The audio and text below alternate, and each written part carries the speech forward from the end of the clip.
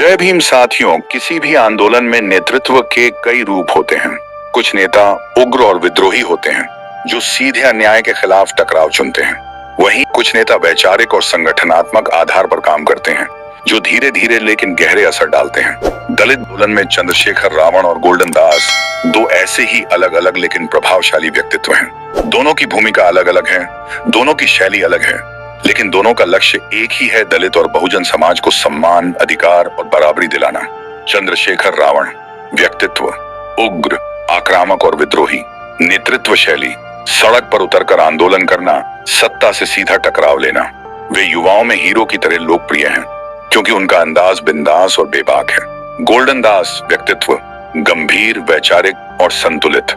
नेतृत्व शैली संगठन बनाना, वैचारिक प्रशिक्षण देना और संवाद के जरिए संघर्ष करना। वे पढ़े लिखे युवाओं और सामाजिक कार्यकर्ताओं में अधिक लोकप्रिय हैं।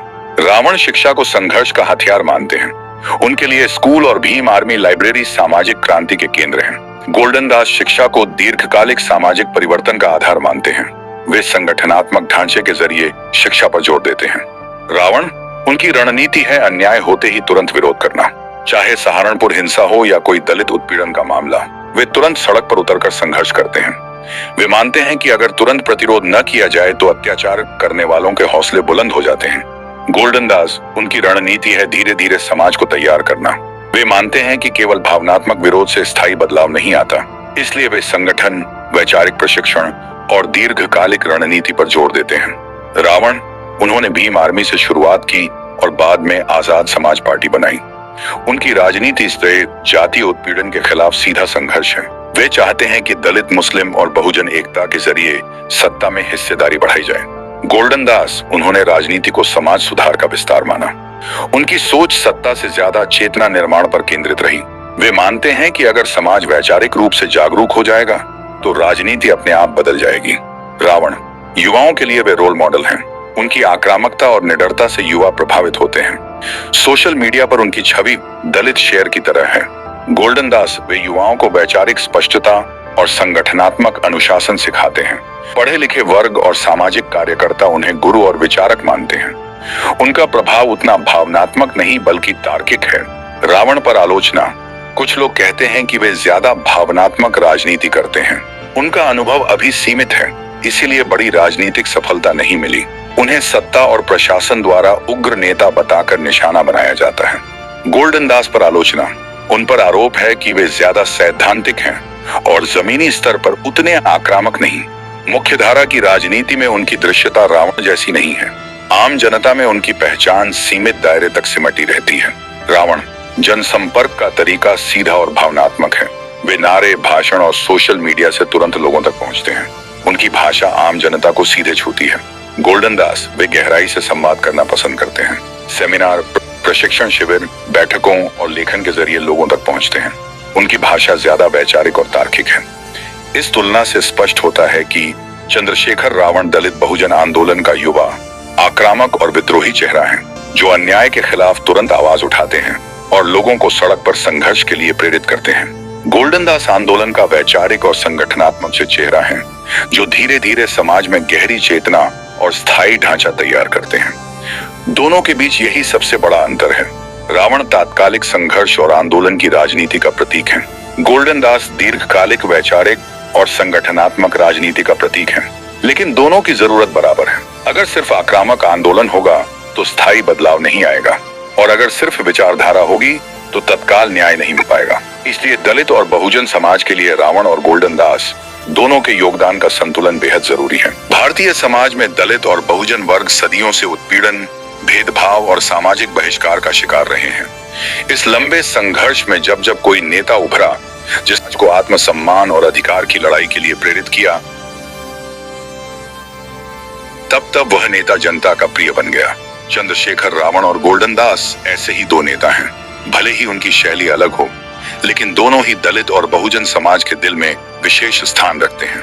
रावण ने सहारनपुर हिंसा जैसी घटनाओं में खुलकर आवाज उठाई, जेल गए लेकिन झुके नहीं। गोल्डन दास ने समाज सुधार और संगठन निर्माण में तमाम बाधाओं के बावजूद अपनी राह नहीं छोड़ी। दलित समाज इन्हें इसलिए प्यार करता है क्योंकि ये डरते नहीं, अन्याय के सामने सीना तान कर खड़े होते हैं। रावण ने रावण नाम अपनाकर यह संदेश दिया कि दलित समाज अब हीन भावना में नहीं जिएगा। गोल्डन दास ने अंबेडकरवादी विचारधारा को फैलाकर दलितों को गौरव और आत्मसम्मान का पाठ पढ़ाया। दोनों ने समाज को यह एहसास कराया कि हम नीच नहीं, बराबरी के हकदार इंसान हैं। रावण ने भीम आर्मी के स्कूलों और लाइब्रेरियों के माध्यम से बच्चों को शिक्षित करने की पहल की।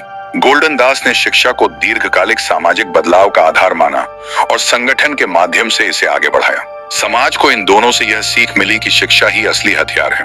रावण हो या गोल्डन दास, दोनों मानते हैं कि सिर्फ दलित आंदोलन पर्याप्त नहीं है। दोनों ने ओबीसी, अल्पसंख्यक और अन्य वंचित वर्गों को जोड़ने की कोशिश की।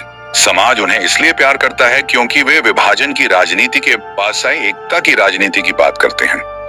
रावण युवाओं के लिए विद्रोह और जोश का प्रतीक है। गोल्डन दास युवाओं को विचार और संगठन का मार्ग दिखाते हैं। दोनों ही युवाओं के दिल में जगह रखते हैं क्योंकि वे नेताओं की तरह ऊपर से आदेश नहीं देते, बल्कि साथ खड़े होकर लड़ते और सिखाते हैं। दलित समाज अक्सर यह शिकायत करता रहा है कि उनके नेता सत्ता में जाकर भ्रष्ट और स्वार्थी हो जाते हैं, लेकिन रावण और गोल्डन दास दोनों ने अपनी छवि साफ सुथरी रखी है। इसी वजह से समाज को लगता है कि ये नेता सचमुच उनके लिए लड़ रहे हैं, अपने लिए नहीं। रावण ने कई बार अत्याचार झेल रहे परिवारों के बीच जाकर उन्हें न्याय दिलाने की कोशिश की। गोल्डन दास ने समाज को संगठन और वैचारिक ताकत देकर कठिन समय में सहारा दिया। दलित और बहुजन समाज इन्हें इसलिए प्रिय मानता है क्योंकि ये सिर्फ चुनाव के समय नहीं, बल्कि हर संकट में साथ खड़े रहते हैं। दोनों ही नेता सिर्फ राजनीति नहीं करते, बल्कि प्रेरणा का काम करते हैं। रावण युवाओं को यह प्रेरणा देते हैं कि डरना नहीं है, अन्याय के खिलाफ लड़ना है। गोल्डन दास यह प्रेरणा देते हैं कि सोच बदलो, शिक्षा और संगठन से आगे बढ़ो। इस वजह से दोनों ही लोग समाज के लिए आशा और आत्मविश्वास का प्रतीक बन चुके हैं। इन सभी कारणों से यह स्पष्ट है कि चंद्रशेखर रावण और गोल्डन दास दोनों ही दलित और बहुजन समाज के प्रिय इसलिए हैं क्योंकि उन्होंने समाज को डर से बाहर निकालकर गर्व और संघर्ष का रास्ता दिखाया। दोनों ही नेताओं ने यह साबित किया कि सत्ता और सम्मान किसी की दया से नहीं, बल्कि अपनी ताकत और संगठन से हासिल होता है। यही वजह है कि दलित बहुजन समाज दोनों को अपने नेता, मार्गदर्शक और प्रिय साथी मानता है। एक ओर रावण हैं जो संघर्ष की आग जलाते हैं, दूसरी ओर गोल्डन दास हैं जो वैचारिक दिया जलाकर रास्ता दिखाते हैं। और यही संयोजन समाज को आगे बढ़ाने की सबसे बड़ी ताकत है। दलित और बहुजन आंदोलन की यात्रा लंबी संघर्षपूर्ण रही है। डॉक्टर अंबेडकर ने संविधान के जरिए बराबरी का रास्ता दिखाया। कांशी राम ने बहुजन समाज पार्टी के माध्यम से सत्ता में हिस्सेदारी का मॉडल खड़ा किया, और अब नई पीढ़ी के नेता जैसे चंद्रशेखर रावण और गोल्डन दास इस आंदोलन को नए समय की चुनौतियों और अवसरों के अनुसार आगे बढ़ा रहे हैं। भविष्य की दिशा पर विचार करना जरूरी है क्योंकि सामाजिक न्याय की यह लड़ाई अभी अधूरी है और बदलते समय के साथ नई रणनीतियों की जरूरत है। आने वाले समय में शिक्षा ही दलित बहुजन आंदोलन का सबसे मजबूत हथियार होगी। रावण पहले से ही भीम आर्मी स्कूल और लाइब्रेरियों के माध्यम से इस दिशा में काम कर रहे हैं। गोल्डन दास भी संगठन और वैचारिक प्रशिक्षण के जरिए शिक्षा को आंदोलन का केंद्र बना रहे हैं। भविष्य की रणनीति यह होगी कि डिजिटल युग में ऑनलाइन शिक्षा, ई लर्निंग और सोशल मीडिया के जरिए ज्ञान को सब तक पहुंचाया जाए। दलित आंदोलन की सबसे बड़ी चुनौती रही है गुटबाजी और बिखराव। भविष्य में रावण और गोल्डन दास जैसे नेताओं को मिलकर एक व्यापक बहुजन मोर्चा बनाना होगा। दलित, ओबीसी, अल्पसंख्यक और आदिवासी सभी वंचित तबकों को एक मंच पर लाना ही स्थायी बदलाव की दिशा होगी। स्थानीय स्तर पर मजबूत संगठन और राष्ट्रीय स्तर पर साझा नेतृत्व की जरूरत होगी। नई पीढ़ी का आंदोलन अब सिर्फ सड़कों तक सीमित नहीं रहेगा। ट्विटर, फेसबुक, यूट्यूब, इंस्टाग्राम जैसे प्लेटफॉर्म पर रावण पहले से ही सक्रिय हैं।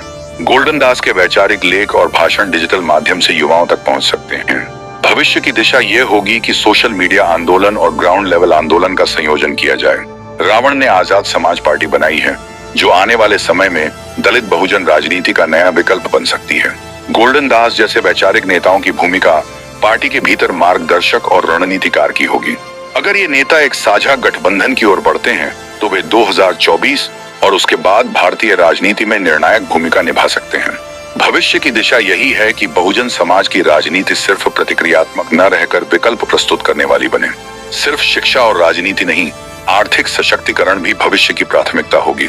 दलित समाज को उद्योग और टेक्नोलॉजी में आगे बढ़ाने की रणनीति बने। रावण और गोल्डन दास दोनों इस पर जोर दे सकते हैं कि सरकारी नौकरियों के साथ साथ प्राइवेट सेक्टर और उद्यमिता में भी दलितों की भागीदारी बढ़े।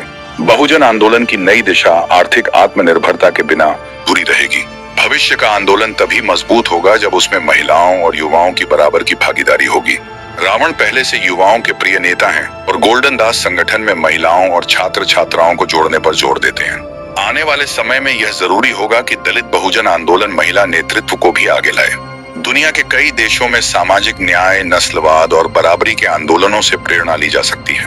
भविष्य में रावण और गोल्डन दास जैसे नेता दलित आंदोलन को वैश्विक मानवाधिकार आंदोलन से जोड़ सकते हैं। अंतर्राष्ट्रीय स्तर पर आवाज उठाने से भारत के भीतर भी आंदोलन को नई मजबूती मिलेगी। भविष्य की दिशा तय करते हुए यह भी समझना होगा कि चुनौतियां कम नहीं होंगी। 1. सत्ता का दमन और प्रशासनिक बाधाएं। 2. दलित राजनीति का आंतरिक विभाजन। 3. संसाधनों और धन की कमी। 4.